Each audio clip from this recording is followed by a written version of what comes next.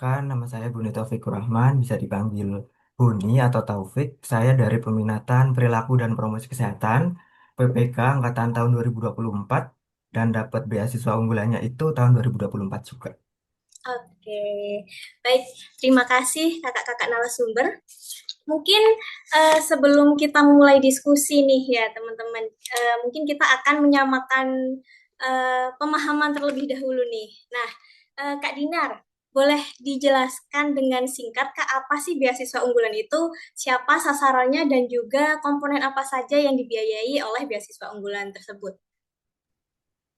Oke, jadi beasiswa unggulan ini adalah salah satu beasiswa dari pemerintah, khususnya dari Kemendikbudrismen. Jadi kalau dulu itu Kemendikbud ya teman-teman, sekarang sudah berganti ke Kemendikbudrismen.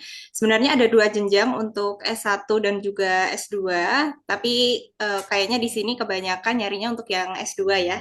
Terus ada beberapa komponen yang dibiayai. Yang pertama tentu biaya kuliah UKT yaitu sejak teman-teman masuk ke dapat beasiswa unggulannya tahun berapa itu akan di cover. Kemudian dapat juga uang saku setiap bulan. Terus dapat juga uang buku dan tentu dapat dukungan teman-teman relasi yang banyak ya gitu. Mungkin itu Oke. Mbak Voice sekilasnya. Ya, jadi ada tiga komponen ya Kak ya. Ada dari UKT, uang saku, dan juga uang buku.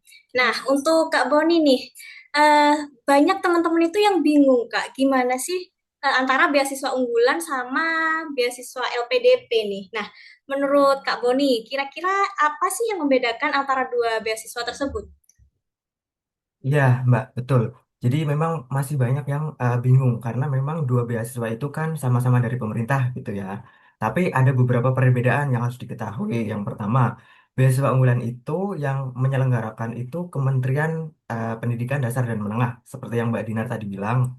Kalau LPDP itu yang ngadain itu dari Kementerian Keuangan. Terus untuk sasarannya, kalau beasiswa unggulan itu untuk anak-anak S1, S2, dan juga S3. Kalau untuk beasiswa LPDP itu khusus S2 dan juga S3. Selain itu, untuk syarat utama pendaftarannya itu kalau beasiswa unggulan itu harus sudah jadi mahasiswa aktif, entah dia mahasiswa baru maupun mahasiswa ongoing. Tapi kalau LPDP itu sebelum menjadi mahasiswa aktif seperti itu. Sedangkan komponen pembiayaannya pun juga berbeda. Itu, Mbak. Oke, terima kasih kakak-kakak atas perkenalannya terkait beasiswa unggulan ini ya. Oke, mungkin sekarang kita akan lanjut ke sesi yang pertama yaitu tentang tentang administrasi dan dokumen. Nah, pertanyaan pertama nih untuk Kak Boni. Dari pengalaman Kak Boni sendiri nih, menurut kakak apa sih kesalahan administratif yang paling sering dilakukan oleh pendaftar? Dan mungkin kakak juga pernah hampir melakukannya sendiri. Kira-kira apa, Kak? Iya, kalau dari saya sendiri, sepengalaman saya, itu kan kalau grup beasiswa unggulan ini kan ada grupnya gitu. Nah, itu biasanya kan pada sharing di situ tuh. Ada beberapa kesalahan umum yang biasanya dilakukan sama kandidatnya. Yang pertama biasanya apa namanya hasil scan dari dokumen itu nggak jelas. Jadi info-info penting yang ada di dokumen itu nggak terbaca nih sama reviewer. Terus yang kedua terkait sama penamaan apa namanya dokumen itu tadi yang harusnya ini ijazah dinamain TOEFL misal seperti itu. Terus yang ketiga dokumen itu biasanya diuploadnya kalau apalagi kalau nguploadnya tuh dadakan ya sebelum deadline itu biasanya tertukar biasanya rawan tertukar. Yang harusnya diupload adalah ijazah S1 yang diupload malah sertifikat TOEFL misalkan. Itu jadi betul-betul sangat-sangat krusial ya dan itu nanti bisa jadi di skip nih sama reviewer seperti itu. Nah, kalau pengalaman aku dulu itu juga gitu. Karena kan yang diupload itu kan banyak ya. Ada apa prestasi, terus juga ada kompetensi dan juga ada karya. Jadi dulu pun aku juga cukup kewalahan nih kayak nguploadnya nih jangan sampai apa namanya ketuker-tuker nih gitu. Jadi dulu emang aku betul-betul concern ke situ. Oke, terima kasih. Dari Kak Dinar, mungkin ada tambahan perspektif lain mungkin, Kak? Oke, sebenarnya kurang lebih sama ya seperti Mas Boni tadi. Kita harus teliti, jadi kalau bisa tuh jangan mepet untuk menyiapkannya. Karena kalau mepet itu mungkin nggak ada waktu untuk ngecek lagi. Kemudian ada beberapa yang memang harus disiapkan jauh-jauh hari seperti tes UKBI. Nah, itu kan jadwalnya harus ngecim istilahnya dari beberapa waktu sebelumnya karena nggak setiap hari ada pun kalau misalkan udah ada jadwal tertentu itu juga biasanya kuotanya itu cepet-cepetan juga gitu. Terus surat rekomendasi itu kan juga harus jauh-jauh hari minta misalkan entah itu ke atasan kerja kalau misalkan sudah atau sedang bekerja atau ke dosen gitu. Misalkan H-1 kita baru mau deadlineer gitu, terus tiba-tiba ngechat dosen minta surat rekomendasi itu kan juga kurang sopan gitu ya teman-teman. Susah. Jadi memang harus persiapan dari segi waktunya itu semepet-mepetnya jangan terlalu mepet gitu. Jadi harus disiapkan jauh-jauh hari, antisipasi tadi beberapa dokumen biar bisa dicek-cek lagi, jangan sampai ketukar. Kayak tadi kata Mas Boni misalkan harusnya ijazah diisi tes UKBI dan sebagainya itu harus ini ya diteliti ulang gitu. Itu sih Mbak Faiz. Oke, sebenarnya kalau saya pun juga ada pengalaman kesalahan administratif ya teman-teman. Jadi saya dulu tuh pernah ada kesalahan nulis nomor kakak. Jadi kayak alhamdulillahnya lolos dan ngurusnya tuh agak susah gitu. Bukan agak susah, susah sekali teman-teman. Gitu. Oke, pertanyaan selanjutnya untuk Kak Lintang nih. Nah, Kak, kalau misalkan ada peserta yang baru lulus dan ingin daftar di tahun depan, kira-kira dokumen apa saja sih yang sebaiknya itu harus dipersiapkan dari jauh-jauh hari dan kenapa? Seperti itu, Kak. Oh, oke. Em, ini sesuai dengan pengalamanku sebelumnya ya, Mbak ya. Jadi kalau eh, dari teman-teman memang masih belum mendaftar perguruan tinggi, jadi syarat dari BU ini kan dia harus mahasiswa aktif ya, baik maba maupun mahasiswa ongoing. Jadi yang pertama harus disiapkan adalah LOA-nya dulu. Ya. Nah, untuk dapat LOA kan pasti harus daftar dulu kan ke perguruan tinggi tujuan. Kayak gitu. Itu satu. Terus kemudian yang kedua, tadi yang sampaikan dinner juga rekomendasi, surat rekomendasi. Itu kan juga bisa minta jauh-jauh hari. Tuh. Kemudian kalau yang ketiga tadi sertifikat UKBI, kemudian dokumen pendukung sebenarnya yang kemarin saya lumayan cukup memakan waktu untuk nyiapinnya itu adalah sertifikat, kemudian portofolio, bukti karya, sertifikat kompetensi, kayak gitu. Jadi sebenarnya yang bisa dicicil sekarang adalah, kalau menurut saya itu empat hal tadi. LOA, kemudian surat rekomendasi, sertifikat bahasa, KBU untuk yang daftarnya di dalam negeri, kalau yang di luar negeri bisa dengan TOEFL atau IELTS. Kemudian dokumen pendukung kayak sertifikat prestasi, terus bukti karya, sama sertifikat kompetensi. Tadi yang kayak yang disebutin Mas Boni tadi. Itu sih Mbak. Ada banyak hal ya, Kak, ya sebenarnya yang harus Iya, dipersiapkan. betul. Kalau dari Kak Boni sendiri apa ada timeline dari Kakak? Iya, kalau dari aku sendiri kayak yang dibilang Mbak Lintang tadi, karena kan dokumen-dokumennya tuh kan yang dibutuhin tuh banyak tuh. Jadi paling enggak tuh kita spare waktu 2 atau 3 bulan sebelum pendaftaran itu harus udah mulai dicicil gitu. Karena kalau udah mepet deadline tuh biasanya bakal gerusa-gerusu nih, bakal nanti kayak aduh ketuker-tuker lah, apalah yang nggak sempet segala macam. Biasanya eh, kayak sebelum-sebelumnya tuh kayak Ukbi ya, Ukbi tuh pada daftarnya mepet-mepet tuh, akhirnya tuh banyak problem segala macem. Nah kalau dulu kebetulan aku kan sambil kerja, jadi nyiapinnya tuh 2 bulan sebelum pendaftaran gitu. Nah, jadi gitu ya teman-teman. Mungkin untuk dokumen-dokumennya bisa disiapkan dari sekarang seperti itu. Kemudian selanjutnya untuk Kak Dinar nih, gimana sih Kak cara untuk membuat dokumen administrasi itu agar terlihat lebih rapi dan profesional seperti itu? Apakah reviewer ini benar-benar memperhatikan detail dari hal itu Kak? Oke, jadi ibaratnya kerapian itu akan jadi first impression ya teman-teman. Teman-teman bisa mengibaratkan teman-teman yang review dokumen gitu. Terus buka yang apply beasiswa ini kan banyak banget.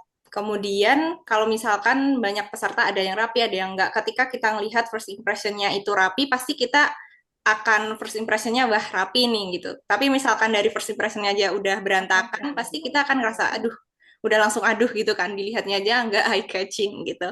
Jadi itu ya harus dirapikan dulu teman-teman. Misalkan bisa dengan eh, kalau disusunnya itu dengan punya template sendiri gitu itu boleh. Kan template-nya udah dikasih juga ya sebenarnya dari Kemendikdasmennya gitu, itu di-download aja untuk beberapa template-nya, tapi dirapikan ulang misalkan berantakan, terus sedetail margin dan sebagainya itu harus dicek juga. Kemudian dicek ukuran, itu biasanya ada yang gagal upload karena misalkan terlalu besar ukurannya dan sebagainya, itu berarti harus dirapikan dari segi ukurannya. Nah, bisa juga teman-teman itu bikin khusus, kalau aku dulu bikin khusus ini ya, drive ataupun folder yang isinya memang persyaratan untuk beasiswa unggulan, terus dinomerin sesuai dengan persyaratan. Setelah itu dinamainnya juga rapih. Misalkan kita bikin template sendiri, walaupun dari sananya misalkan nggak diminta tuh format penamaannya. Kita namain sendiri, misal nama nomor, nama berkas, terus nama gitu. Itu semua misal satu KTP Dinar Anastana Jamaira UGM gitu. Seterusnya itu akan punya template yang sama. Terus mungkin ini juga ya bisa bikin checklist kayak apa sih yang udah di udah yang kita dapetin di mana yang belum gitu, itu membantu kita. Dulu aku sampai bikin kayak spreadsheet gitu yang isinya mungkin referensi kayak misalkan mau bikin esai, mau bikin proposal dan sebagainya, itu kan butuh kayak referensi dari misalkan entah itu alumni atau Wordi sebelumnya gitu, itu aku masukin di situ referensinya, terus masukin link versi punya aku sendiri, terus kalau udah nanti di checklist dan sebagainya, itu membantu kita untuk memudahkan dari segi kerapian gitu. Oke, cukup jelas ya teman-teman. Ada banyak yang harus dipersiapkan gitu. Jadi teman-teman perlu mempersiapkan checklistnya ya Kak ya. Bisa dari spreadsheet atau yang lainnya. Oke, mungkin ini pertanyaan yang sering diremehkan oleh banyak dari teman-teman nih. Untuk Kak Boni, seberapa penting sih Kak konsistensi data antar dokumen? Misalkan nama, tanggal lahir, atau gelar yang berbeda di setiap dokumen tersebut. Bisa jadi di KTP atau ijazah. Gimana Kak menurut Kak Boni?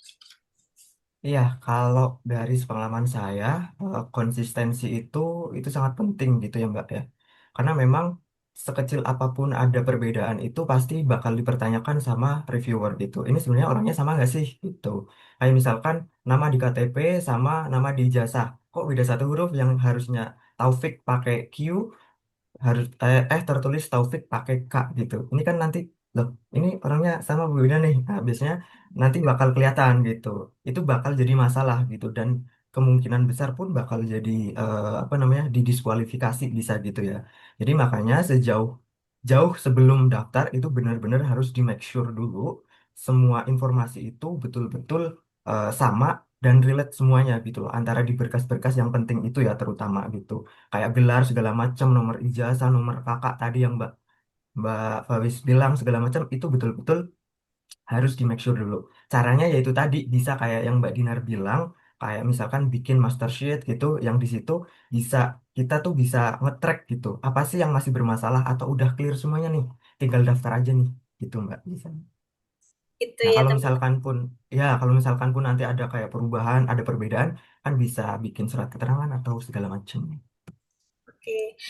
Kemudian ada tambahan juga ya teman-teman dari saya ya, karena ini dari pengalaman. Nanti sebelum submit teman-teman kalau bisa itu di double check gitu ya teman-teman. Oke, untuk pertanyaan selanjutnya, untuk Kak Lintang nih. Nah, banyak nih dari peserta yang merasa overwhelmed saat menyiapkan berkas pendaftaran beasiswa ini, Kak. Nah, apa sih tips dari Kakak ini agar eh, prosesnya itu tidak menyiksa teman-teman yang mau daftar gitu, Kak? Dari Kak Lintang boleh? Oke, kalau dari aku sebelumnya, karena saya sama kayak Mas Boni ya, saya juga bekerja. Jadi waktu itu saya ngincer BU itu jauh sebelum eh, BU-nya dibuka. Maksudnya di awal-awal tahun saya udah cari tahu tentang BU. Nah, memang panduan BU itu akan keluar agak mepet sama ini ya timeline ya.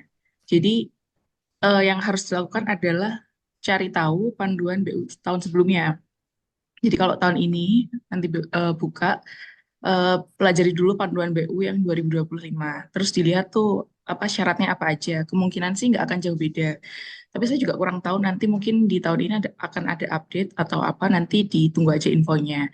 Jadi eh, bikin list seperti yang Mbak Dinar sampaikan tadi. Jadi dibuat list apa aja yang perlu disiapkan. Kemudian kalau tips dari saya sebenarnya tanya juga ke awardee sebelumnya gitu. Nah, eh tanya ke awardee itu tujuannya untuk memberikan gambaran kayak kira-kira apa ya, nanti tuh mekanisme untuk seleksinya kayak gimana, terus kira-kira apa yang nggak boleh kita lakukan, kesalahan-kesalahan yang nggak boleh kita lakukan tuh apa gitu. Jadi mulai dari bikin list, kemudian tanya ke awardee sebelumnya, sama nentuin target sih. Kalau kalau BU ini kan bukaannya sekitar bulan Ju- Juli ya, kalau nggak salah. Ya, sekitar bulan Juli. Jadi kalau sebelum bulan Juli itu sebaiknya kayak LOA, kemudian surat rekomendasi. Jadi tadi yang saya bilang udah bisa dicicil dulu. Jadi nanti pas udah masuk ke eh, pembukaan, kita tinggal nyelesain berkas-berkas yang apa ya, yang kira-kira itu apa ya, kayak esai itu kan harus sesuai dengan tema ya. Jadi nanti pas mendekati pembukaan udah tinggal nyesuaiin aja. Itu sih Mbak. Oke, mungkin dari Kak Dinar ada tambahan nggak? Ada tips biar teman-teman ini nggak terasa terbebani gitu. Oke, lagi-lagi mungkin mengulang seperti yang sudah disampaikan semuanya ya. Dari segi kerapian itu sangat membantu. Jadi misalkan dari segi organisasi, cara kita mengorganisasi file-file dan dokumen kita aja udah nggak rapi, itu pasti akan semakin overwhelmed gitu ya. Kalau misalkan rapi itu akan membantu kita melihatnya sendiri aja rapih gitu. Dan itu memang perlu ketelatenan ya, Mbak ya. Gitu. Betul sekali. Jadi dokumen yang rapi akan membuat kita happy, seperti itu ya Kak ya.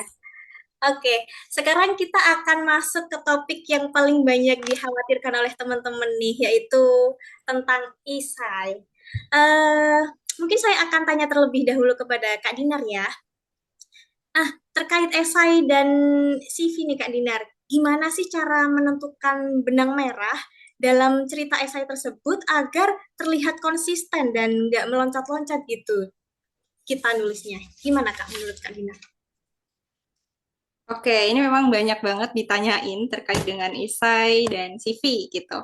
Yang pertama, teman-teman, esai itu sebenarnya sarana untuk memperkenalkan dan menegaskan siapa sih kita. Jadi, untuk tahu, kita perlu istilahnya menentukan core message-nya atau branding-nya kita mau dikenal sebagai siapa nih di beasiswa unggulan ini. Pasti di sini kan masing-masing punya role yang bisa dibilang mungkin lebih dari satu atau punya pengalamannya banyak banget dan itu nggak mungkin dijadiin satu isai aja gitu. Dan justru menurutku kita perlu fokus aja di hal-hal yang mau kita bahas atau fokusnya kemana itu harus ditentuin. Jangan ngerasa karena aku banyak banget pengalamannya jadi mau aku masukin semua gitu. Anyway teman-teman, walaupun di S1 itu aku cukup banyak menang beberapa perlombaan dan prestasi, malah aku nggak membahas tentang prestasi dalam hal kejuaraan di isaiku. Karena aku membrandingkan diri sebagai orang yang sedang aktif di media sosial untuk mengedukasikan tentang gizi dan juga self development serta sedang mengembangkan platform gizi waktu itu baru merintis banget dan sedang suka tertarik serta mengembangkan community development gitu. Nah, itu sesuai dengan tema esai beasiswa unggulan di tahun 2025 yang temanya adalah dampak teknologi terhadap karakter pada era digital.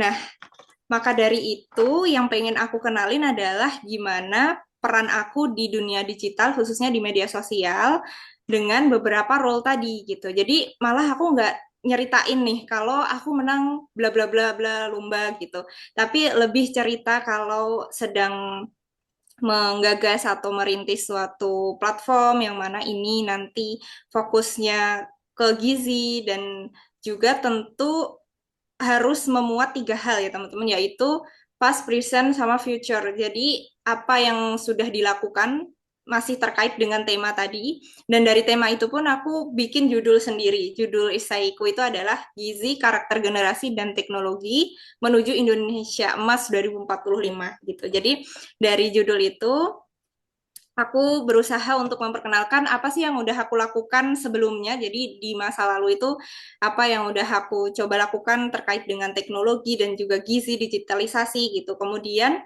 yang sekarang sedang aku lakukan itu apa, sama rencana di masa depan itu apa gitu. Dan itu cukup realistis. Jadi sebelumnya aku juga pernah daftar beasiswa lain teman-teman, yang kalau aku bandingin dengan esai di beasiswa sebelumnya yang aku buat itu, yang ini cukup realistis. Kalau yang sebelumnya itu sangat menggebu-gebu, kayak visioner banget, tapi sangat besar gitu. Sedangkan kalau yang ini tuh ya realistis, aku sedang membangun suatu platform digital sekarang, dan kedepannya aku mau ngembangin ini gitu. Dan aku butuh S2 ini untuk bisa tahu gimana sih pendekatan kesehatan masyarakat untuk mengembangkan suatu program gizi dan sebagainya gitu. Itu sih kurang lebih Mbak Fauzi. Oke, jadi penulisan esai itu tidak serta-merta harus flexing tentang sebuah Yes. prestasi yang kita dapatkan gitu ya Kak Dinar ya. Oke, selanjutnya ke Kak Boni nih. Nah, apakah esai yang akan kita tuliskan nanti itu harus tertulis seperti apa sih Kak? Apakah harus formal dan akademis ataukah justru lebih harus ke yang personal atau reflektif? Menurut Kak Boni bagaimana?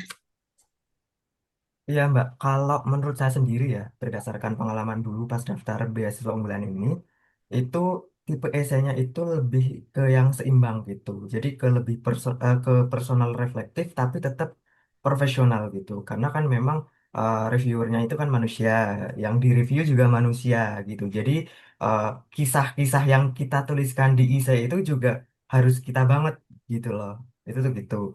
Nah, caranya biasanya kalau aku dulu itu di paragraf satu aku kasih yang namanya hook gitu. Hook itu biar reviewer itu tertarik baca essay kita dari awal sampai akhir gitu. Karena kan memang satu reviewer itu nggak cuma review satu essay ya Mbak ya. Jadi banyak yang direview gitu dalam satu hari gitu teman-teman. Jadi biar essay kita tuh beda, jadi kita kasih hook seperti itu. Hooknya bisa diisi misalkan dengan pengalaman-pengalaman pribadi yang sifatnya itu unik unik dan valuable seperti itu. Nah, terus selain itu setelah diisi hook, tentunya yang terkait ya sama dengan S2 kita nantinya. Terus dihubungkanlah dengan data-data yang sudah kita peroleh gitu. Itu juga penting ya teman-teman data. Jadi jangan cuma kayak pengalaman pribadi semua. Data itu juga sangat mendukung ISA ini bagus. Terus selanjutnya juga kita isi lagi dengan apa yang akan kita kerjakan nanti setelah lulus S2 itu tadi seperti itu. Kontribusinya kita mau apa seperti itu. Nah, untuk bahasanya hindari bahasa yang terlalu formal banget. Jadi biar nggak kaku banget dan juga jangan yang terlalu selengean. Selengean tuh apa ya bahasa santuy banget gitu lah. Jangan Santuy. juga gitu. Itu kayak gitu kalau dari aku. Ya, Udah jadi gitu Mbak. intinya harus seimbang gitu ya, Kak ya. Betul, betul. Oke, selanjutnya nih untuk Kak Lintang. Gimana sih Kak cara menunjukkan dampak dari pengalaman organisasi, volunteer, atau penelitian yang telah kita lakukan itu secara meyakinkan, terutama dalam esai dan CV, Kak? Oke. Em, Sedikit nambahin dari Mbak Dinar sama Mas Boni ya. Jadi kalau di BU ini emang esai itu menurut saya itu memang dilihat banget di tahap seleksi administratif. Karena kan BU hanya ada 2 tahap ya, administrasi sama wawancara. Nah, jadi sepertinya memang SI itu tuh sangat dinilai gitu di tahap administrasi ini. Makanya teman-teman harus bikin esainya itu yang memang eye-catching dan menarik untuk dibaca oleh reviewer. Nah, tadi udah dijelasin juga Mas Boni formalnya kayak gimana. Sebenarnya nggak melulu tentang flexing pencapaian ya, tapi boleh juga ditambahkan kontribusi apa yang telah dilakukan selama ini kayak gitu kan. Nah, itu menuliskannya mungkin teman-teman di sini juga udah beberapa pasti tahu kayak metode STAR yang situation, task, action, result itu kayak gitu. Nah, itu bisa diadopsi, bisa digunakan. Jadi kita nggak cuma ngomong tentang kita tuh kemarin udah ngerjain apa, tapi juga eh, achievementnya itu dalam bentuk data. Jadi bisa dilihat eh, secara kuantitatif gitu ya. Jadi outputnya itu apa, misalkan kayak eh, telah berhasil menyusun modul edukasi tentang X, kemudian telah digunakan oleh sekian banyak, misalkan lebih dari 50 ibu kader yang digunakan untuk edukasi yang menjangkau lebih dari misalkan 200 ibu balita kayak gitu. Itu angka-angka itu yang akan menarik reviewer untuk membaca lebih jauh esai kita kayak gitu. Dan itu membuktikan bahwa apa yang kita kerjakan tuh terukur kayak gitu loh. Itu sih. Jadi dinarasikan dalam bentuk data. Baik, biar lebih jelas gitu kan ya Kak ya maksudnya. Oke, pertanyaan selanjutnya nih untuk Kak Dinar. Nah, mungkin pertanyaan ini tuh sangat relate ya, terutama untuk saya yang waktu lalu juga menyusun beasiswa kan karena beasiswa unggulan ini tuh adalah beasiswa unggulan untuk orang-orang yang unggul seperti itu. Nah, bagaimana dengan orang-orang yang belum punya banyak prestasi baik nasional ataupun internasional? Nah, kira-kira menurut Kak Dinar nih, strategi apa yang bisa digunakan agar esai tersebut bisa tetap kuat gitu, Kak? Oke, jadi melanjutkan tadi yang aku ceritain teman-teman, walaupun bahkan yang beberapa prestasi terkait kejuaraan dan sebagainya malah nggak aku cantumin di isai gitu, itu menunjukkan bahwa prestasi itu nggak sebatas kejuaraan ataupun hal-hal yang berbau akademis gitu. Bisa jadi teman-teman menceritakan terkait dengan pengabdian masyarakat atau misalkan tadi Mbak Lintang menyebutkan pernah menyusun modul dan sebagainya itu juga termasuk prestasi. Jadi lebih ke dampaknya sih menurutku teman-teman. Jadi pengalaman yang ada impact-nya atau ada manfaatnya itu jauh lebih jadi nilai plus dibandingkan prestasi-prestasi yang itu nilainya hanya untuk diri sendiri gitu. Jadi jangan berkecil hati misalkan waduh nanti sainganku pasti orang-orang yang tadi ya namanya beasiswa unggulan yang unggul yang prestasinya banyak banget gitu padahal yang dinilai nggak selalu itu. Di sisi lain aku juga menemukan teman-temanku yang dia prestasinya banyak tapi nggak keterima juga mungkin itu juga jadi evaluasinya adalah gimana cara memilih pencapaian atau pengalaman yang bisa diceritakan itu. Tadi poinnya adalah yang penting impact-nya atau dampaknya atau kebermanfaatannya. Jadi nggak melulu tentang kejuaraan dan sebagainya, justru terkait dengan pengalaman sosial itu yang paling nilai plus sih menurutku teman-teman. Jadi kemarin itu aku lebih banyak menceritakan tentang pengalaman-pengalaman berbau misalkan bikin aksi sosial, terus pengabdian masyarakat, dan sebagainya gitu. Yang mana itu langsung ada impact-nya dengan masyarakat gitu. Yang tentu juga masih berkaitan dengan tadi di awal kita sudah punya satu fokus nih. Kita mau menceritakan diri kita itu sebagai siapa, terus konsennya itu di bidang apa gitu. Misalkan gizi gitu. Gizi kan juga luas. Apakah misalkan pengembangan komunitas gizi gitu atau fokus ke misal gizi di bidang stunting dan sebagainya itu juga disesuaikan dengan kira-kira pengalaman kita itu lebih dominan ke mana, terus yang bisa istilahnya diolah atau dikemas dengan cantik itu yang mana gitu.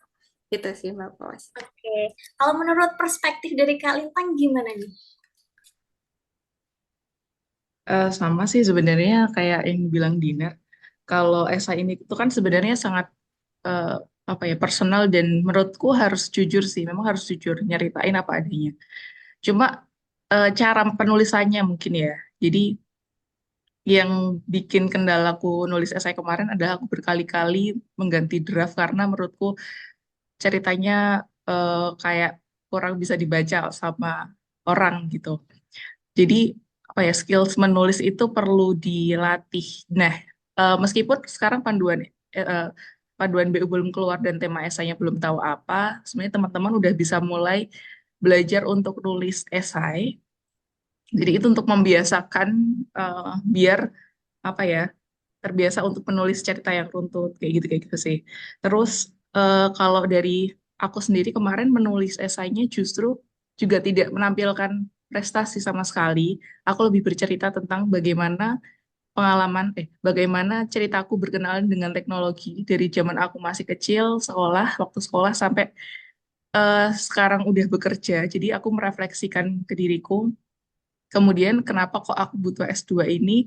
Karena ya teknologi itu kan semakin ke depannya pasti ada isu akan tergantikan oleh AI dan lain sebagainya. Jadi aku menekankan sebenarnya aku nggak menyebutkan tentang apa ya prestasiku sama sekali. Aku lebih bercerita ke pengalamanku, apa yang udah aku alami sebelumnya yang berhubungan sama teknologi dan gimana itu tuh berdampak ke diri aku sampai akhirnya aku pengen ngelanjutin S2 dan pengen apa ya memberikan dampak yang lebih luas kayak gitu sih.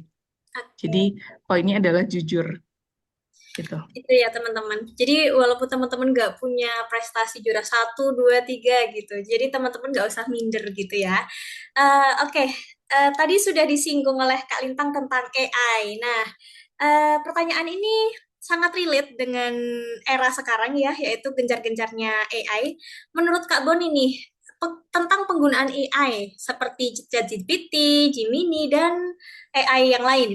Kira-kira untuk membantu menyusun esai ini boleh nggak sih Kak pakai AI? Kemudian dan bagaimana cara agar tetap menjaga orisinalitas dari tulisan kita itu sendiri? Iya, Mbak. Kalau pakai AI boleh dong, pasti dong. Karena AI itu kan bisa ngebantu kita, tapi bukan menggantikan kita, kan seperti itu. Tapi yang jelas kalau untuk esai beasiswa jangan sampai kayak punya pemikiran, ah aku bikin esainya pakai AI semua gitu, biar gampang gitu. Jangan sampai ya teman-teman, karena itu nanti pasti ketahuan banget gitu. Feel-nya tuh beda, bukan manusia banget, tapi kayak ini tuh bahasa-bahasa robot banget gitu loh. Itu kelihatan banget pasti gitu. Terus juga kalau pakai AI boleh banget. Nah, itu nanti bisa jadi alat bantu. Misalkan kalian itu mau bikin esai tapi masih bingung nih poin-poinnya mau apa aja ya yang mau dibahas. Ah, itu bisa tuh, bisa kalian minta bantuan kayak ChatGPT, Claude dan lain sebagainya. Itu bisa. Nah, tapi isi dari poin-poin itu pasti kalian bikin sendiri gitu teman-teman. Jadi biar tetap orisinil itu kayak gitu. Nah, AI juga bisa dibantu kita misalkan kayak nge-review misalkan nge-review yang ada ini nggak sih typo misal ada kelebihan kata nggak sih karena biasanya di beasiswa unggulan kan di beasiswa apapun lah ya biasanya itu kan tesnya itu kan ada maksimal jumlah katanya. Nah tetap biar orisinil pastinya nggak cuma pakai AI, kita juga butuh bantuan dari orang-orang lain, teman-teman lain nih misal yang udah lolos beasiswa untuk nge-review esai kita gitu, di-review berapa kali nanti pokoknya sampai mereka tuh ngasih feedback mana sih yang kurang, mana sih yang harus direvisi, mana yang harus ditambah dan lain sebagainya gitu Mbak dari aku. Oke, jadi intinya boleh digunakan tapi sebagai alat bantu saja gitu ya Kak Boni ya. Oke, Betul. selanjutnya eh untuk Kak Lintang nih. Nah, menurut Kak Lintang, seberapa penting sih Kak konsistensi antara di CV, di esai dan juga jawaban dari wawancara dalam seleksi beasiswa unggulan ini?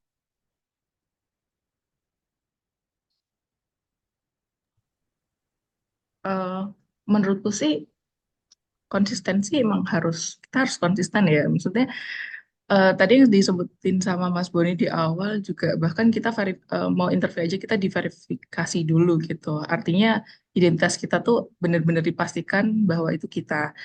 Terus konsistensi maksudnya yang kita tuliskan di apa namanya esai, misalkan kita menyebutkan tentang achievement, itu juga harus inline dengan apa yang kita tulis di biodata. Sebenarnya kalau di BU itu biodatanya kita tidak mengunggah dalam bentuk CV ya, tapi kita mengisi di di website itu kita mengisi.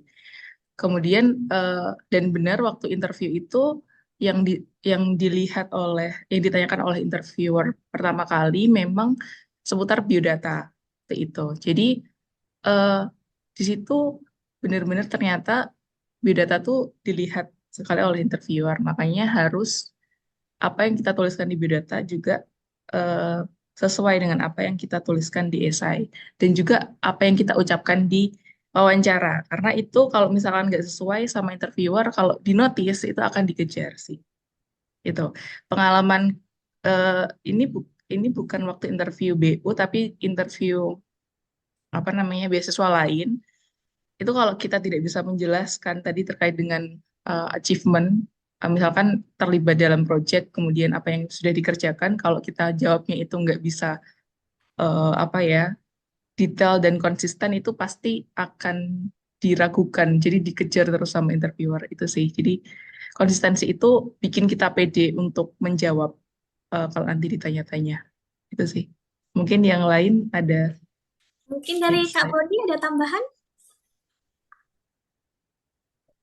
Iya, kalau pentingnya konsistensi itu bener penting banget kayak yang Mbak Lintang tadi bilang. Pokoknya jangan sampai kita tuh kayak punya pikiran, misalkan kita mau nambah-nambahin nih pengalaman yang sebenarnya kita nggak punya, Mm-mm. tapi kita tambahin tuh biar kita kelihatan lebih keren gitu. Atau kayak misalkan nilai TOEFL yang sekian ratus misal ditambahin lah jadi sekian ratus berapa gitu. Itu jangan sampai karena itu bakal ketahuan dan bakal kelihatan banget di interview nanti. Itu sih.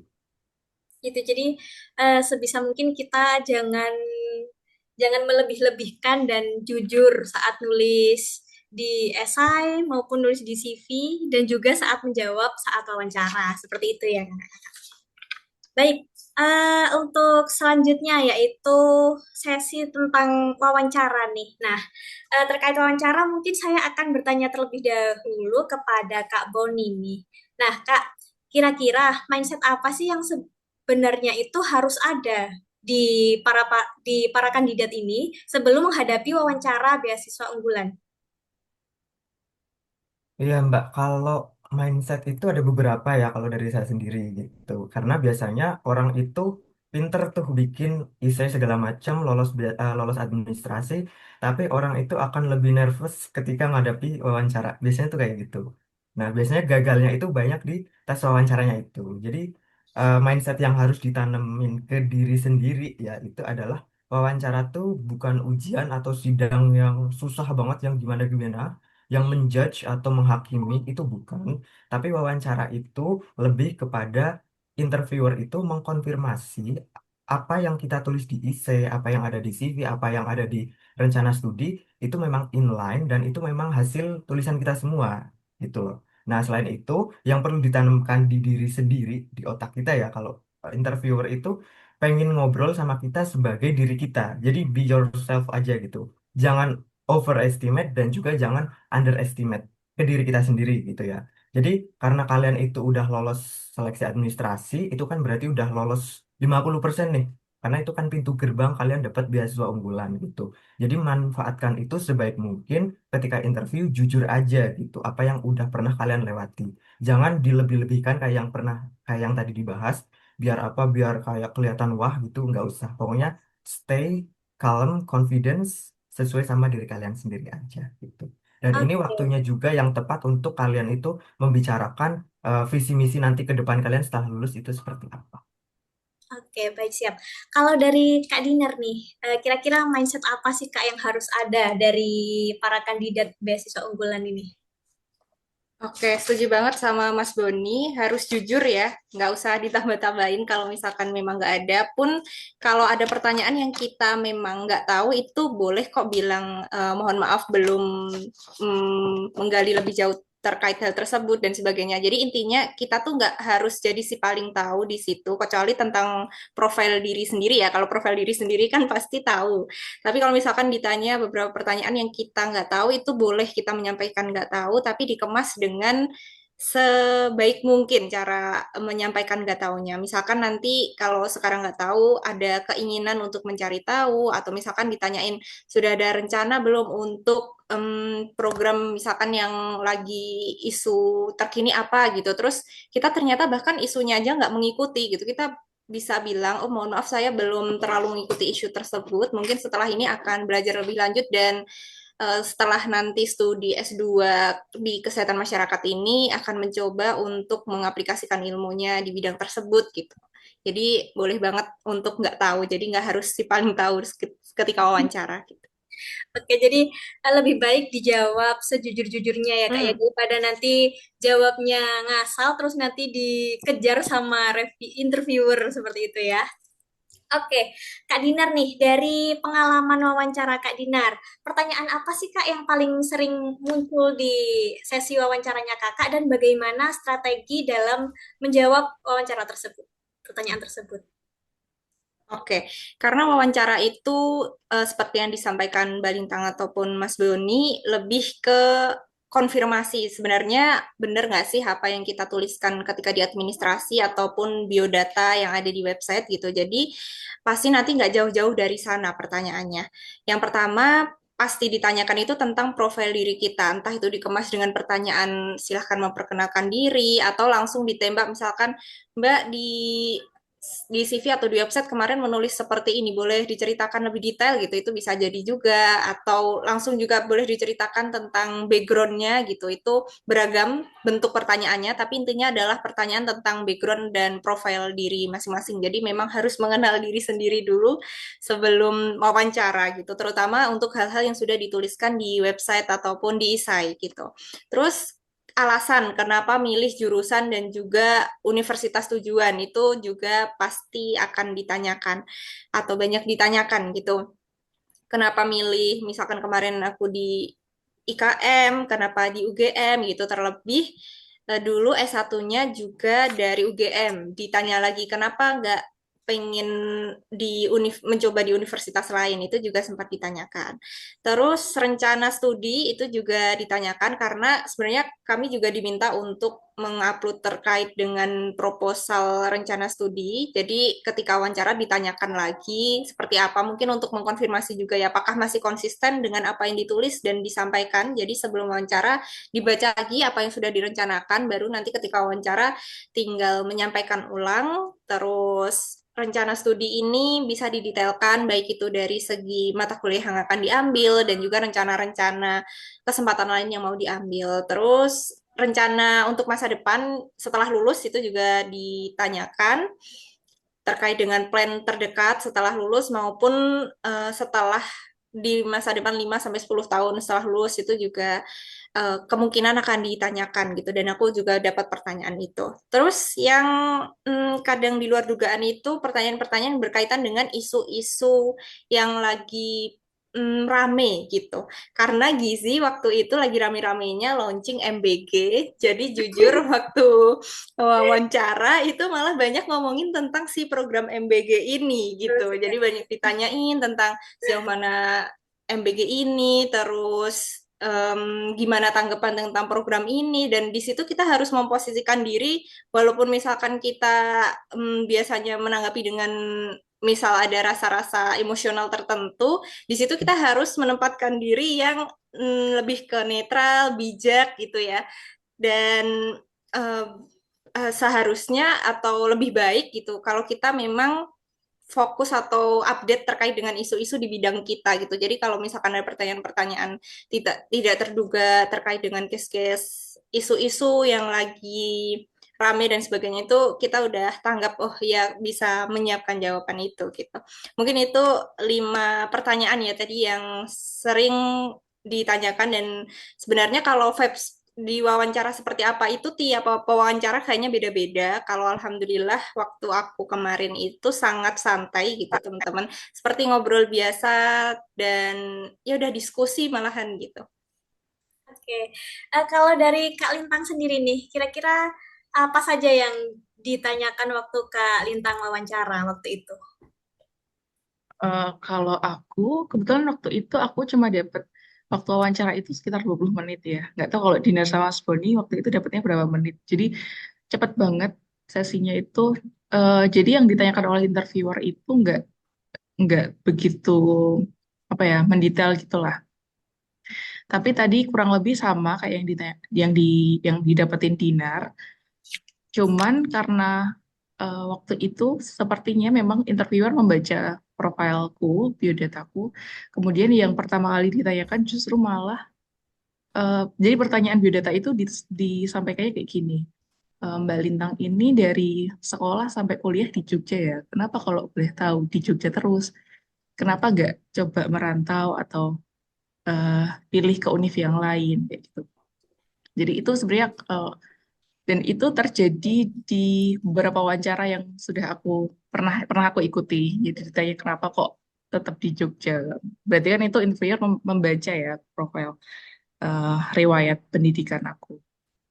Kemudian waktu itu karena posisiku saat mendaftar itu juga bekerja, jadi interviewer mengkonfirmasi tadi yang disampaikan Mas Budi sama Mbak Dina. Jadi mengkonfirmasi posisiku sebagai pekerja itu sebagai apa, statusnya apa, kemudian digaji oleh siapa gitu.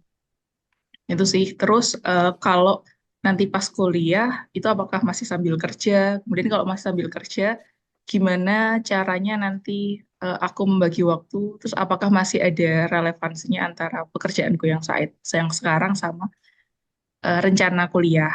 Kayak gitu sih. Kalau dari POV aku sebagai uh, award yang saya itu mendaftar juga sebagai pekerja. Kemudian kurikulum di MKM UGM juga waktu itu ditanyain sama interviewer. Jadi ditanyain SKS-nya berapa. Rencana studi sebenarnya nggak ditanyain detail tentang topik tesis, tapi dari pengalaman teman-teman yang lain ada juga yang ditanyakan mendetail tentang topik tesis gitu. Jadi memang variatif ya, Mbak, untuk interview ini. Tapi memang kalau dari pengalaman interview yang beasiswa yang lain, ini termasuk yang lebih santai dan karena waktunya cepat, itu tuh kita nggak bisa jawab yang terlalu bertele-tele gitu loh. Jadi emang harus to the point. Itu sih. Oke, Kak Lintang, terkait ini pertanyaannya cukup klasik ya, dan biasanya pertanyaan ini tuh disampaikan di akhir wawancara terkait tentang mengapa kami harus memilih Anda. Nah, kira-kira strategi untuk menjawab pertanyaan tersebut itu bagaimana menurut Kak Lintang? Jujur ini juga sebenarnya untuk menjawab ini kita tuh perlu persiapan ya. Waktu itu saya juga menyiapkan closing statement untuk beasiswa. Pasti teman-teman yang punya pengalaman daftar beasiswa juga menyiapkan closing statement ini. Kalau dari saran-saran saya ikut mentoring, kemudian saya tanya-tanya teman itu, sebenarnya yang di highlight dari closing statement ini lebih ke pertama unique value yang kita punya. Jadi apa yang membedakan kita dengan kandidat lain. Kemudian gimana yang kedua adalah alignment. Jadi gimana kita tuh sejalan dengan tujuan dari beasiswa ini, lalu dari program studi yang mau kita daftar sama kayak tujuan atau rencana studi kita itu apa. Kemudian yang ketiga terkait dengan kontribusi sih. Jadi ya kan kita dibiayai harapannya eh, negara itu kan investasi ke kita. Jadi harapannya ya kita bisa memberikan kontribusi untuk negara gitulah ya ibaratnya. Jadi 3 poin itu sih. Yang pertama menampilkan unique value, kemudian eh, relevansi, dan juga yang ketiga kontribusi. Itu mungkin Oke. Mbak. Untuk Kak Boni nih, Kak, kira-kira biasanya yang menjadi red flag bagi reviewer itu apa saja sih dan hal-hal apa saja yang biasa kita lakukan sebagai kandidat dan dari hal tersebut secara tanpa sadar ternyata hal itu juga bisa menjatuhkan kandidat tersebut seperti itu Kak. Ya, kalau dari pengalaman saya, eh, orang-orang tuh kalau mau interview kan pasti latihan dulu nih, cari berbagai sumber media sosial, YouTube segala macam atau mock-up interview sama teman-temannya gitu. Nah, biasanya dari situ mereka ngejar template gitu. Perkenalkan nama saya ini dari prodi ini, S1 di sini, biasanya gitu. Nah, kalau jawabannya template gitu, eh, interviewer tuh kayak udah nyadar gitu. Karena interviewer kan dalam sehari kan nggak cuma wawancara kita doang ya. Wawancara banyak orang gitu loh. Nah, kalau jawaban kita template, oh template sama aja nih, misal gitu. Itu satu. Terus yang kedua, kita nggak tahu nih kampus tujuan kita di dalamnya tuh ada apa aja, kurikulumnya gimana, prodinya gimana, dosennya gimana, kita nggak tahu gitu. Ketika kita ditanya bingung gitu, kenapa pilih di UGM gitu? Jawabannya misal karena UGM bagus gitu. Jangan seperti itu ya, tolong. Itu wah udah skip aja biasanya gitu. Terus yang ketiga, tujuan kita di masa depan tuh nggak realistis gitu. bener-bener nggak realistis lah, kelihatan nggak realistis. Misalkan apa tujuan setelah lulus S2 nanti, misal bikin kapal Titanic misal, wah itu kan sangat-sangat agak-agak susah ya untuk dimasuk logik seperti itu. Jadi sesuaiin aja sama resources yang kita punya itu seperti apa. Terus yang keempat, inkonsistensi tadi ya yang pernah kita bahas tadi. Jadi data-data di CV, di KTP, di ijazah segala macam itu benar-benar harus sama gitu. Terus yang ke selanjutnya itu sikap kita tuh arogan. Jadi kayak seolah-olah kita tuh tahu segalanya, tahu semuanya kayak yang Mbak Dinar bilang tadi. Jadi kayak ngejawab interviewernya tuh kayak selengean gitu. Apa gitu. Itu kan kurang pas juga gitu lah ya. Jadi tetap harus menggunakan bahasa yang baik, sopan, santun dan kalem aja, enjoy aja gitu. Terus bahasa tubuh nih penting banget nih untuk teman-teman. Kalau interview beasiswa unggulan itu kan online ya, jadi bukan offline gitu. Kalau saya sendiri jujur li kayak lebih deg-degan ketika wawancara online daripada offline. Nah, tipsnya itu bisa misalkan jangan sampai kita ketika wawancara online yang kelihatan tuh cuma muka, wajah segini doang, seleher doang. Jangan sampai ya. Itu tolong, itu nggak boleh. Atau cuma kelihatan dahinya doang, gini doang. Jangan, tolong. Jadi kalau bisa tuh kelihatan sampai ke dada sini gitu. Jadi ketika kita ngomong pronunciation-nya jelas, mimiknya jelas, dan ketika kita pakai tangan tuh kelihatan gitu. Itu dari saya, Mbak. Oke, menyinggung jawaban dari Kak Boni tadi nih, gimana sih cara mengatasi gugup saat wawancara? Mungkin Kak Dinar bisa. Oke, sebenarnya kalau gugup itu suatu hal yang wajar ya, manusiawi gitu. Apalagi ini momen yang krusial, mau menghadapi pewawancara yang untuk suatu beasiswa yang kita udah ngecim dari lama atau kayak pengen banget dapet ini, pasti deg-degan yang nanti jadi gugup itu wajar. Yang pertama misalkan gugup, tadi ya, pertama kita harus sadar bahwa kemungkinan gugup itu pasti ada dan udah tahu kalau misalnya nanti gugup itu harus ngelakuin apa. Misalkan dengan ngejeda sebentar 1 detik untuk inhale, exhale, kemudian tersenyum gitu biar kasih afirmasi positif untuk diri sendiri. Setelah itu coba nyari satu kata atau sebelumnya udah harus nyiapin kata kunci ya. Jadi kalau misalkan nanti itu lupa atau gugup, kita udah punya senjata. Oh, nanti kalau aku gugup itu punya satu kata kunci ini gitu. Jadi kembali lagi ke kata kunci yang udah disiapin gitu. Oke, untuk Kak Lintang nih, ini mungkin pertanyaan yang menarik ya Kak ya. Jadi bagaimana sih cara kita untuk menjawab pertanyaan wawancara? Apakah jawaban yang terlalu formal itu justru bisa menjadi kelemahan untuk para kandidat Kak? Iya. Sebenarnya ini udah dijawab, disinggung tadi sama Mas Boni ya. Kalau kan kita biasanya kalau mau wawancara tuh memang udah saya udah mock up, udah nyiapin jawaban, bahkan jawaban yang kita siapin itu udah bentuk narasi yang kayak iya, maksudnya yang bener-bener detail gitu loh, bukan cuma poin-poin aja. Nah, kadang itu yang dilihat oleh interviewer sebagai ini terlalu kaku atau terlalu template kayak gitu. Sebetulnya interview BU itu kalau kemarin pengalaman saya itu ya sangat santai sebenarnya, tidak semenegangkan beasiswa yang lain. Dan juga cara interviewer menyampaikan itu juga nggak formal-formal banget gitu loh. Itu yang akhirnya membuat saya waktu itu juga lebih enjoy untuk bercerita dengan sejujur mungkin. Jadi sebetulnya nggak harus yang formal-formal banget bahasanya, yang penting sopan gitu dan menggunakan kata-kata yang apa ya yang mudah yang dipahami oleh semua orang lah, jangan dengan bahasa-bahasa yang apa ya eh, apa ya yang nggak dipahami gitu lah. Intinya yang penting tetap sopan aja menyampaikannya dan disampaikan dengan jelas gitu sih, nggak harus yang formal banget. Oke, sekarang kita masuk ke pertanyaan yang banyak ditunggu-tunggu oleh para peserta nih. Gimana sih ceritanya Kak? Gimana sih rasanya dan perasaannya kuliah di Magister Kesehatan Masyarakat MKUGM ini? Dan mungkin saya mulai dari Kak Dinar dulu ya. Apa sih yang Kakak sukai dari prodi ini gitu?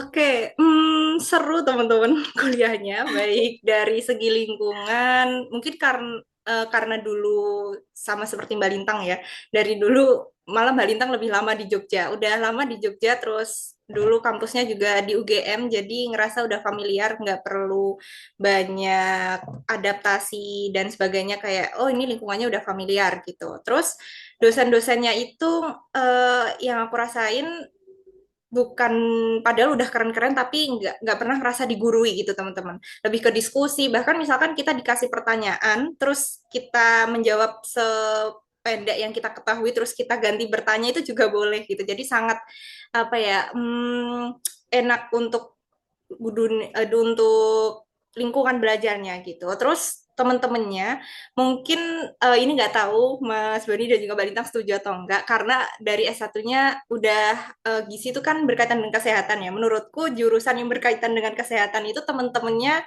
pada soft spoken, terus supportive, friendly gitu. Karena yang aku dengar di lingkungan-lingkungan lain itu nggak semuanya seperti ini gitu di jurusan lain. Tapi sejak S1 maupun S2 ini, aku jadi menyimpulkan, oh ternyata jurusan kesehatan itu memang anak-anaknya sebaik-baik ini ya gitu. Jadi itu dari lingkungannya aja udah seneng ya. Terus dari segi kurikulum tentu sangat relevan dengan yang dulu aku bayangkan gitu ketika mau masuk di IKM. Kemudian cara untuk perkuliahannya itu nggak semuanya dengan ceramah kuliah gitu. Jadi itu cukup mengasah kita untuk mencari tahu sendiri. Misalkan kadang dikasih case tertentu, dipresentasikan, dan presentasinya itu boleh dikemas dengan gimmick-gimmick tertentu dan sebagainya. Itu cukup seru, mengasah kreativitas juga gitu. Sama kalau di UGM, khususnya di FKKMK itu banyak program-program tertentu gitu tambahan, misalkan ada angkringan gratis 88 itu ngasih sarapan gratis untuk anak-anak FKKMK, terus lingkungannya juga sangat enak lah untuk belajar gitu, ada perpus yang di depannya ada rotio, terus ada kantin juga, terus ya mungkin nanti Mbak Fawis, Mbak Lintang, dan Mas Boni bisa menambahkan ya seseru apa di lingkungan FKKMK UGM. Oke, oke. Sekarang Kak Boni nih, gimana sih Kak kuliah di Magister Kesehatan Masyarakat UGM ini?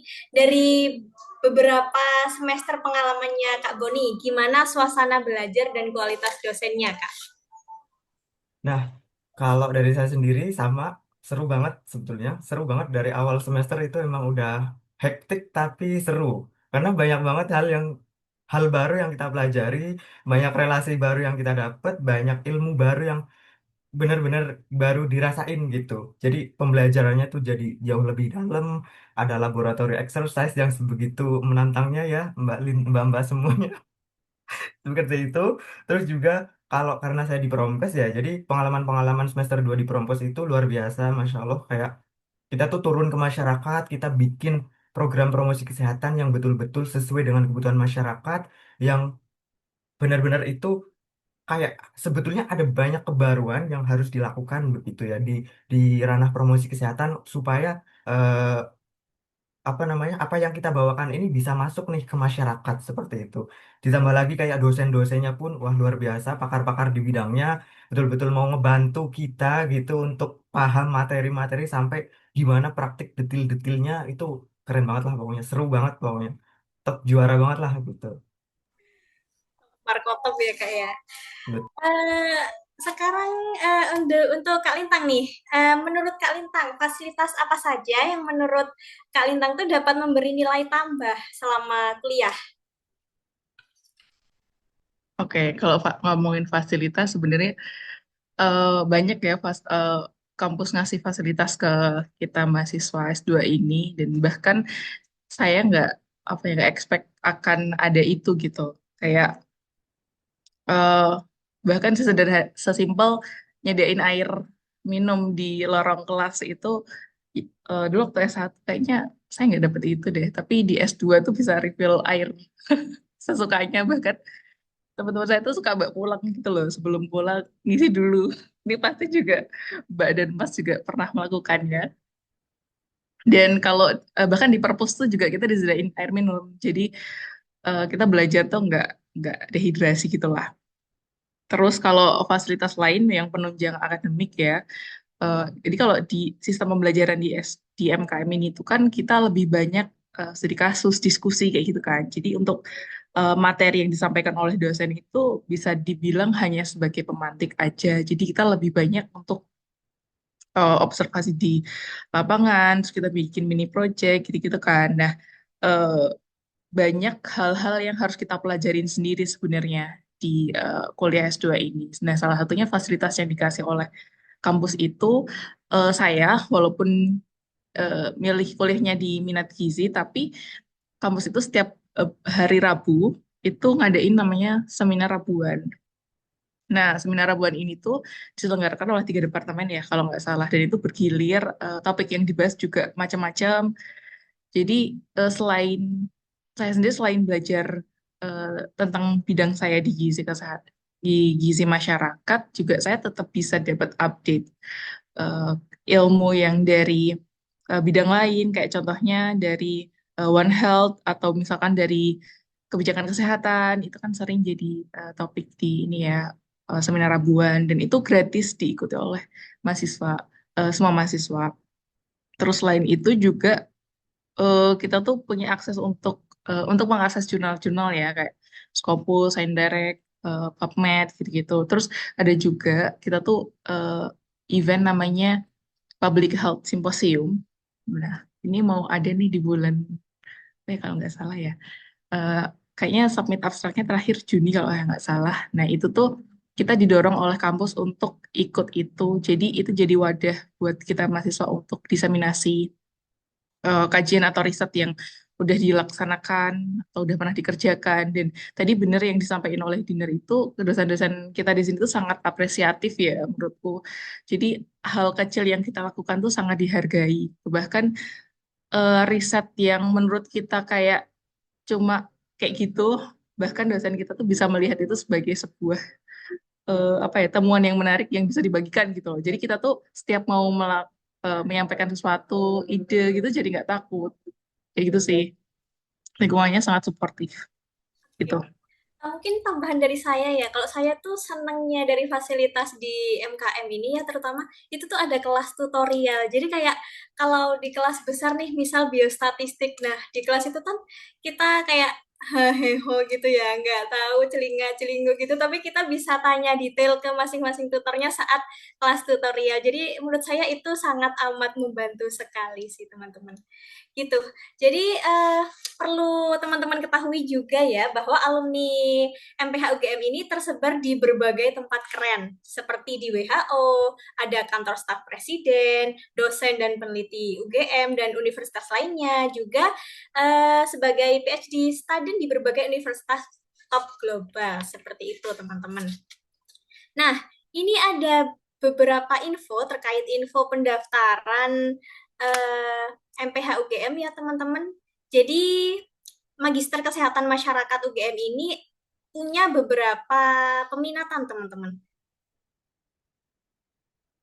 Yang pertama yaitu epidemiologi, kemudian ada juga epidemiologi lapangan, kemudian juga kesehatan ibu, anak, dan kesehatan reproduksi.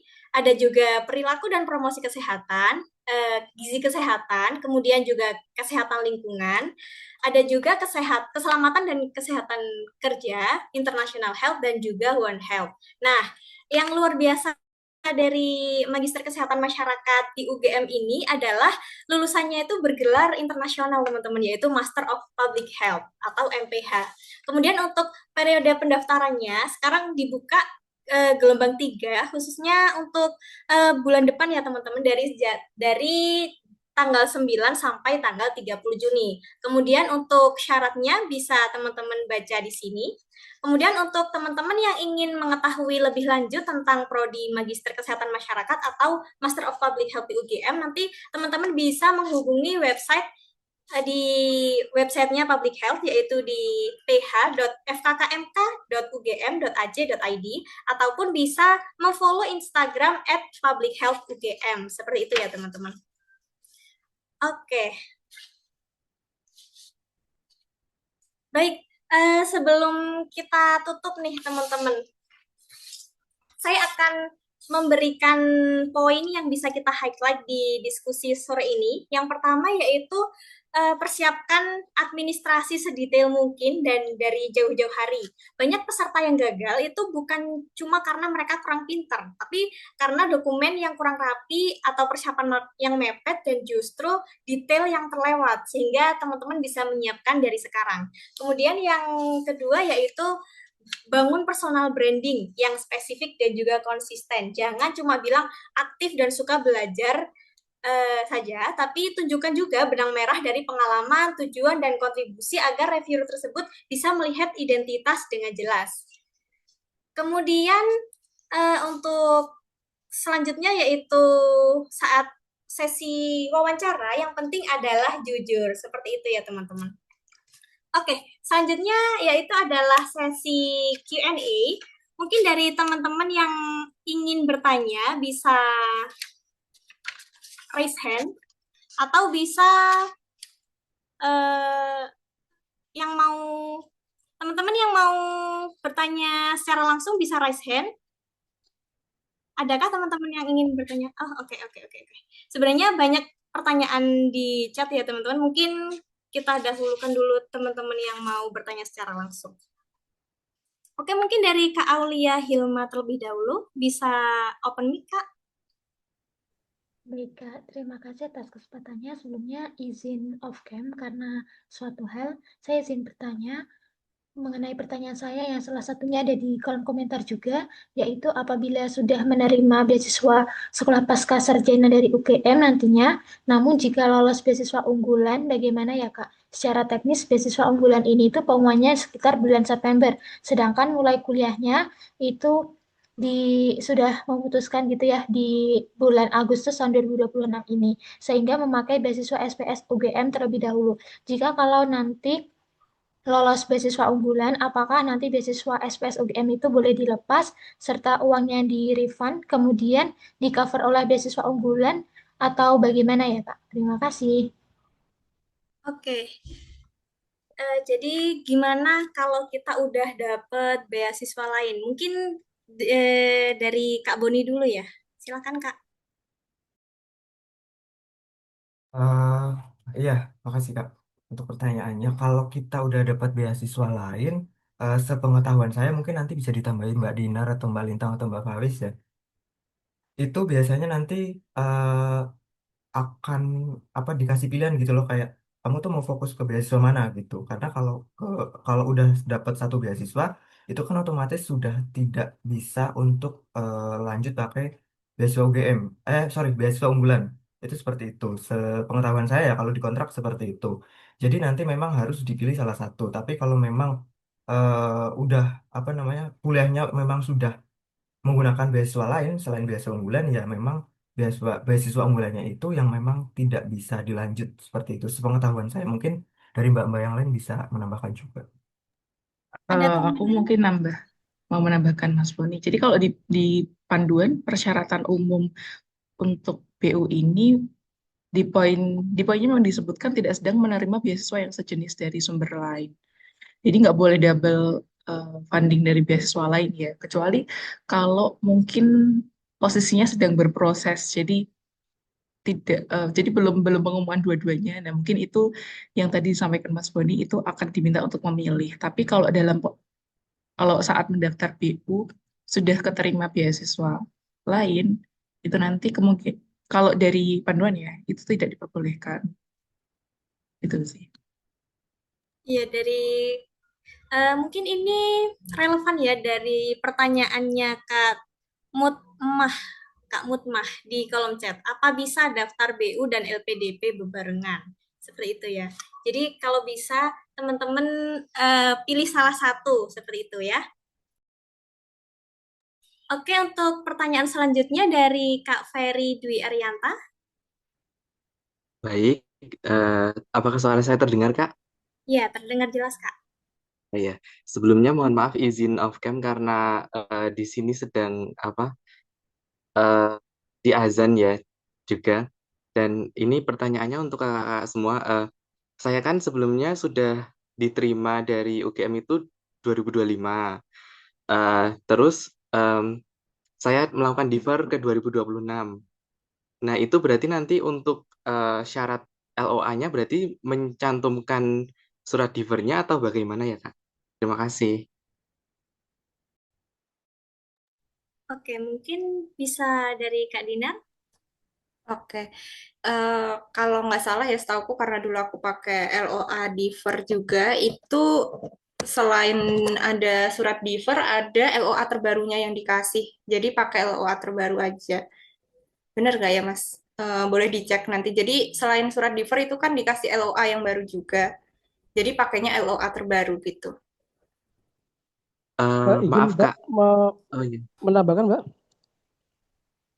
Oh, boleh Oke, silakan maaf, Mbak. maaf, maaf.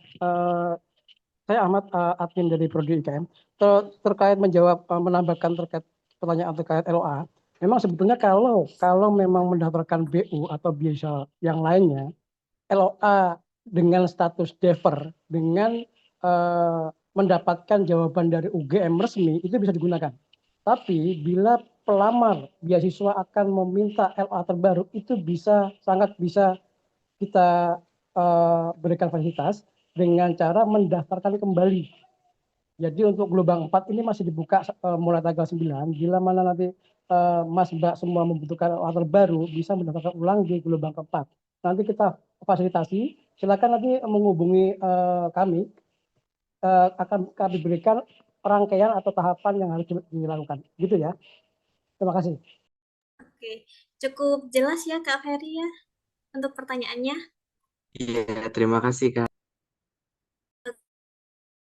Selanjutnya dari Kak Baharudin Anwar, silakan Kak. Selamat siang. Apakah suara saya terdengar? Ya, terdengar Kak.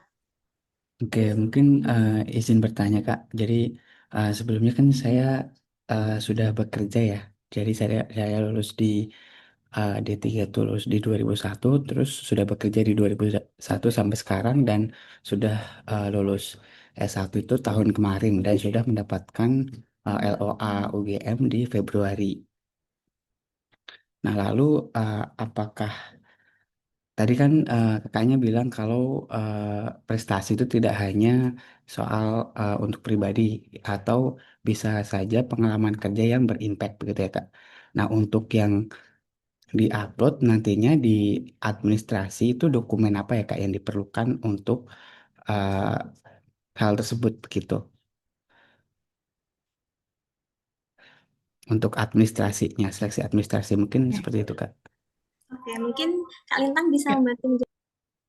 ya mungkin ini juga berdasarkan pengalamanku kemarin, eh karena kebetulan saya juga lulus S1-nya udah di 2020 dan baru mendaftar kuliah S2-nya di 2025. Jadi ada gap yang cukup lama kan. Tapi di situ eh, selama saya bekerja, saya menghasilkan beberapa kayak modul, kemudian ada publikasi. Nah, itu yang saya masukkan sebagai karya. Jadi di websitenya BU nanti ada eh, untuk upload apa namanya sertifikat prestasi itu terpisah, kemudian sertifikat kompetensi itu terpisah, dan nanti ada juga upload untuk dokumen karya. Nah, dokumen karya ini harus ada buktinya. Buktinya apa? Itu bisa misalkan modul bisa diunggah modulnya secara full, atau kalau misalkan modulnya itu size-nya terlalu besar, bisa juga hanya screenshot cover dan juga halaman yang menunjukkan bahwa kita misalkan di situ sebagai penulis gitu ya, yang menunjukkan kontribusi kita apa.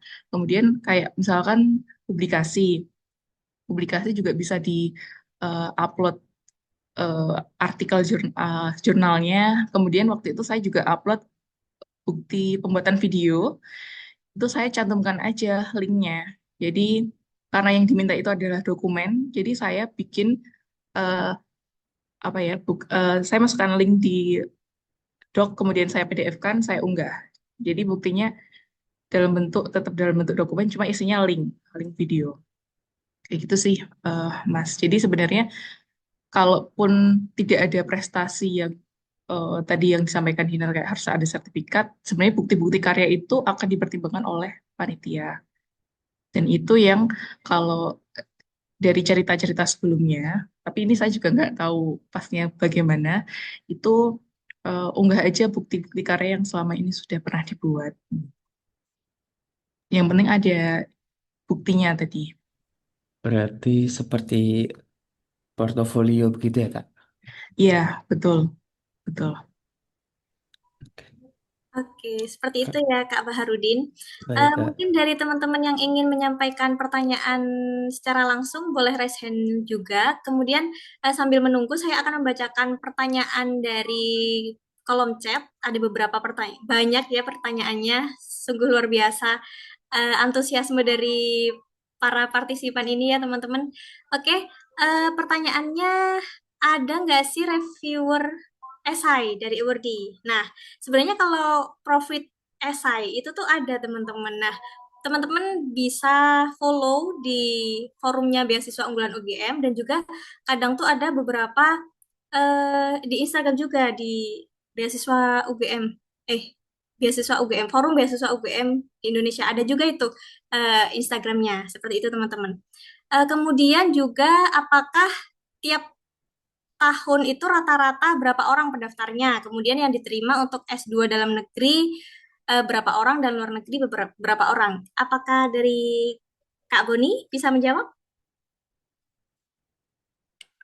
Oh iya, kalau untuk apa namanya tahun-tahun sebelumnya, seingat saya untuk yang diterima ya pas tahun saya ya seingat saya. Tapi kalau tahun 2025 saya kurang tahu juga.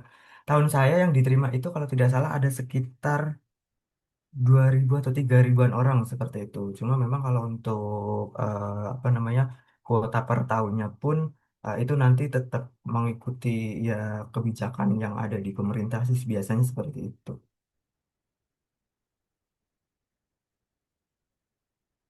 Oke, siap.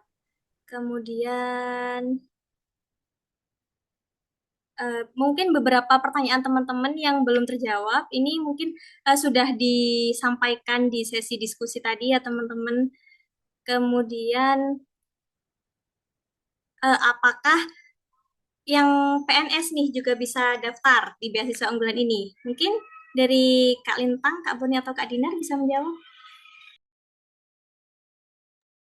Aku coba jawab, tapi mungkin nanti bisa ditambahkan sama Mbak Dina sama Mas Boni ya.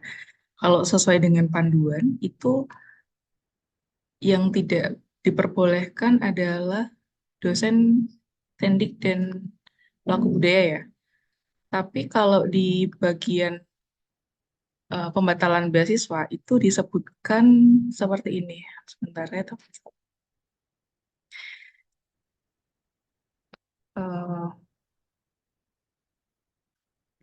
memang tidak diatur secara detail sih untuk yang PNS ini, tapi dia menyebutkan kalau eh, penerima beasiswa dari kementerian apabila diterima menjadi calon CASN, maka akan dibatalkan status beasiswanya. Seperti itu. Itu di dalam panduan. Cuma memang tidak diatur secara detail sih untuk PNS ini. Yang disebutkan tidak boleh mendaftar hanya dosen, tendik, dan pelaku budaya. Mungkin ini nanti bisa dikonfirmasi ke pihak panitia. Jadi selama pendaftaran dibuka itu juga kita bisa menanyakan ke hotline-nya BU gitu ya. Nanti bisa langsung dikonfirmasi aja untuk itu. Itu sih. Oke, Kak Lintang, terima kasih. Ini ada pertanyaan terkait MPH. Dari Kak Putri Yuniar, untuk teknis perkuliahan di MPH, apakah ada skema PJJ? PJJ itu apa ya Kak, kalau boleh tahu? Kemudian untuk jadwal kuliahnya seperti apa ya Kak? Mohon infonya. Oke, mungkin dari Kak Lintang, Kak Dinar maupun Kak Boni bisa menjawab terlebih dahulu. Kak Dinar, boleh? Oke, ya perkuliahan jarak jauh PJJ. Beberapa mata kuliah itu menawarkan online biasanya, jadi fleksibel. Kadang ada yang sambil ikut karena di beberapa peminatan itu memang ada kelas pekerja. Nanti mungkin dari Prodi bisa mengkonfirmasi ya untuk tahun ini bukannya di peminatan apa aja yang ada kelas pekerjanya. Nah, ada beberapa mata kuliah yang itu memang hanya kelasnya kecil, satu peminatan gitu. Tapi kalau ada juga yang itu kelasnya itu besar, satu IKM. Nah, yang kelas besar itu seringnya ada kelasnya hybrid, ada yang join di Zoom, ada yang ikut secara offline gitu. Jadi sepertinya tergantung peminatan apa nanti yang akan diambil dan apakah peminatannya ada kelas profesional atau enggak gitu. Tapi beberapa mata kuliah malah eh, dikasihnya full online itu ada juga gitu. Misal nanti via Zoom gitu. Jadi tergantung mata kuliah apa juga gitu sih. Mungkin bisa ditambahkan Mas Beni atau Mbak Dintang. Oke, izin menambahkan Kak Dinar. Baik teman-teman, terkait dengan kelas profesional, nantinya pada tanggal 2 Juni mendatang kita akan ada launching dan juga sosialisasi terkait dengan kelas profesional. Nantinya kita akan membuka 8 minat di Magister Kesehatan Masyarakat. Jadi nanti teman-teman boleh bergabung di launching dan sosialisasi pada tanggal 2 Juni mendatang. Terima kasih. Oke, seperti itu ya Kak Putri Yuniar, semoga bisa menjawab. Kemudian untuk teman-teman yang pertanyaannya belum sempat terjawab, insya Allah nanti akan kami rangkum dan jawabannya akan kami kirimkan di grup. Seperti itu ya teman-teman. Oke, sebelum kita tutup kegiatan diskusi hari ini, mungkin saya perlu nih sebuah kalimat motivasi, pesan terakhir dari masing-masing narasumber untuk para pejuang beasiswa unggulan di sini. Mungkin dimulai dari Kak Dinar, kemudian Kak Lintang, dan juga Kak Boni. Dari Kak Dinar dahulu.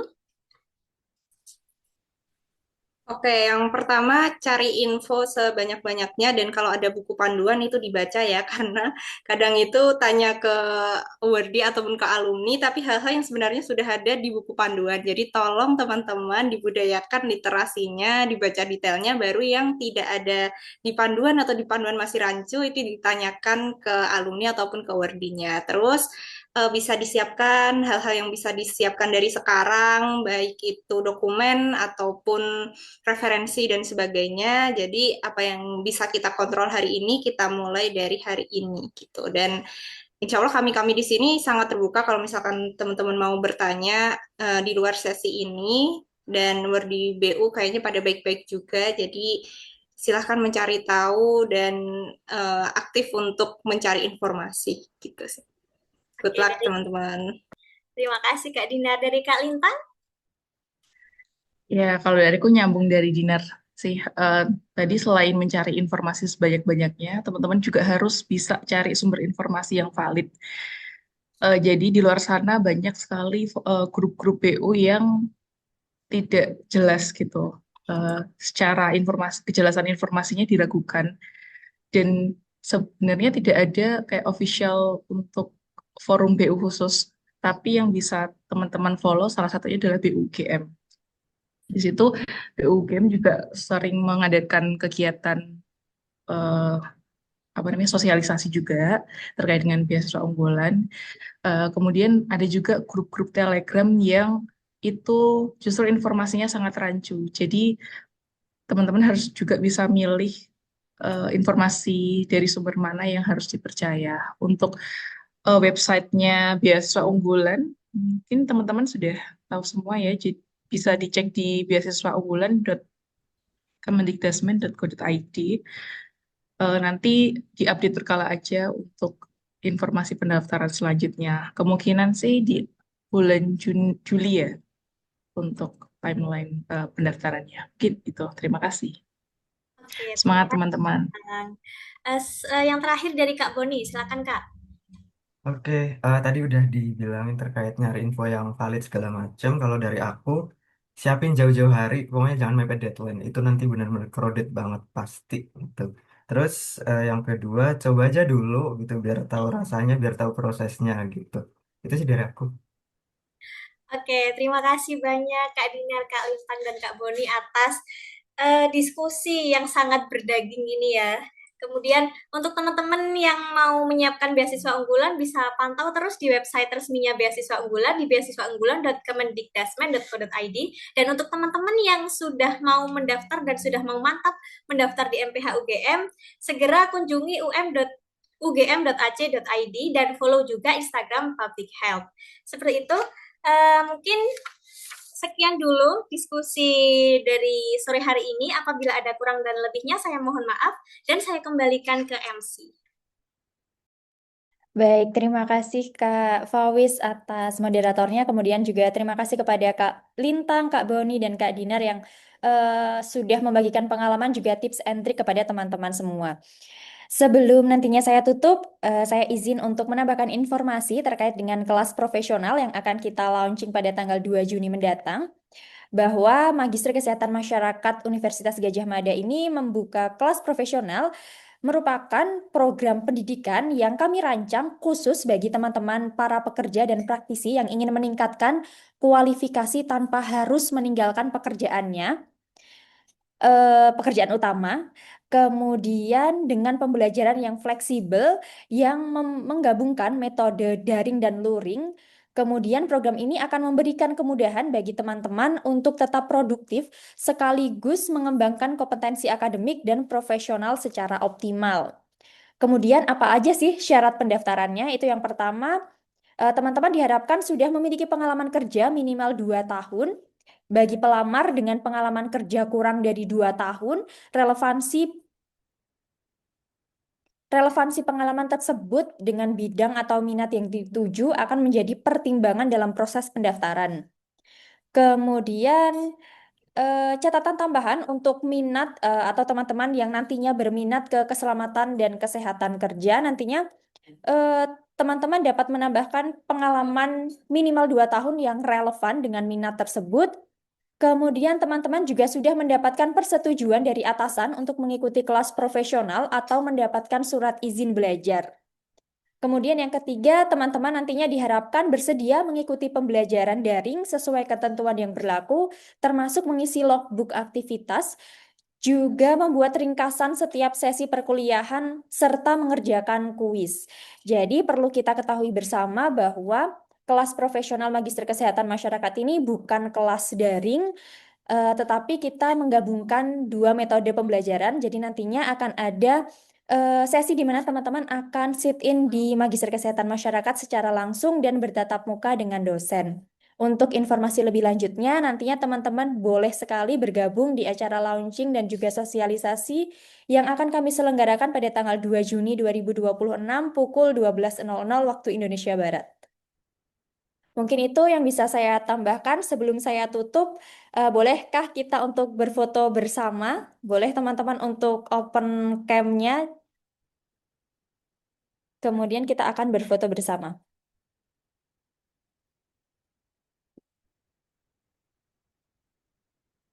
Spotlightnya hapus. Gimana?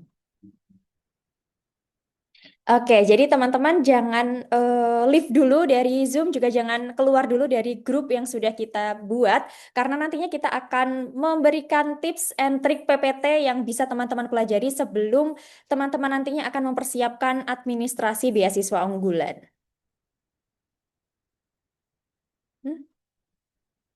Oke, nantinya selain PPT persiapan beasiswa unggulan, nanti kami juga akan share PPT yang akan menjelaskan lebih lanjut terkait dengan Magister Kesehatan Masyarakat Universitas Gadjah Mada. Oke, sudah banyak yang open cam. Sekarang kita akan mendokumentasikan kegiatan kita pada sore hari ini. Sudah siap? 1, 2, 3. Satu kali lagi, 1, 2, 3. Baik, terima kasih teman-teman atas antusiasmenya untuk mengikuti webinar kita pada siang hari ini. Juga terima kasih kepada teman-teman moderator dan juga narasumber. Kita nantinya akan bertemu kembali di webinar dan sosialisasi dari Magister Kesehatan Masyarakat selanjutnya. Saya Nanda selaku MC juga mewakili tim yang bertugas pada siang hari ini memohon maaf apabila dalam memandu jalannya acara ada salah-salah baik yang kami sengaja maupun yang tidak kami sengaja. Kami tutup webinar pada siang hari ini. Wassalamualaikum warahmatullahi wabarakatuh.